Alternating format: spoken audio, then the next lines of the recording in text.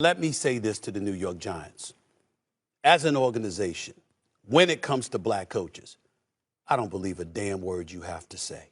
There's nobody more incriminating than the New York Giants. We are in the year 2022, okay? All of these years, damn near a century for crying out loud. Football has a century. Football has existed. There's one franchise that has not had one single black coach. That's the New York Giants.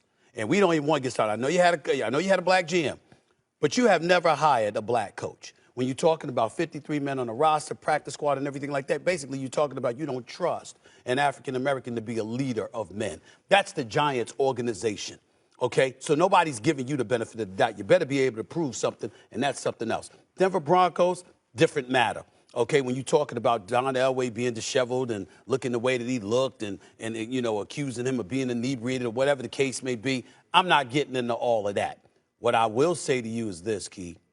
The most damning thing that was said that I peeled from this lawsuit is Stephen Ross, the owner for the Miami Dolphins, the guy that has this organization. I want to make sure I look it up. Just remember, the Ross Initiative in Sports for Equality, okay? This is what Stephen Ross, the owner of the Miami Dolphins, has created. He's contributed millions upon millions of dollars to the cause on behalf of African Americans.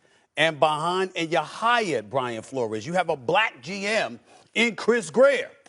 And that is the guy that is being accused in a lawsuit of going up to Brian Flores and encouraging him to throw games, to lose games on purpose, and even offering him $100,000 for every game that he lost. If that is found to be true, Stephen Ross can no longer be an owner for an NFL franchise. He's got to go.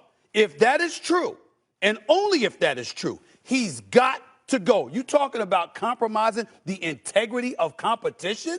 He would be in flagrant violation of that. There would be no excuse to keep him on as an owner. And oh, by the way, it would open up an avenue that Brian Flores clearly is interested in broaching, and that's in getting minority ownership, meaning black ownership in the NFL. There's plenty of owners that don't own the team by themselves. They got a group that all put in their money, and there's enough black folks around that want to have an ownership stake in an NFL franchise.